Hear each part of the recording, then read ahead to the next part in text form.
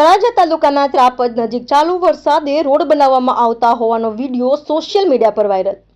ભાવનગર જિલ્લાના તળાજા તાલુકાના ત્રાપજ ગામ પાસે સર્વિસ રોડનું કામ ચાલી રહ્યું છે, ત્યારે આજે સવારે 9 વાગ્યાના આસપાસના સમય દરમિયાન ચાલુ વરસાદમાં પણ રોડ બનાવવાની કામગીરી શરૂ હોય કોઈ જાગૃત નાગરિક દ્વારા આ પ્રકારનો વિડીયો લઈ અને સોશિયલ મીડિયા પર વાયરલ કરવામાં આવ્યા હતા।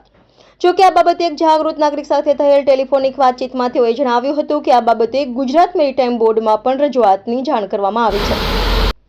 સમ્રાટ સમાચાર તળાજા।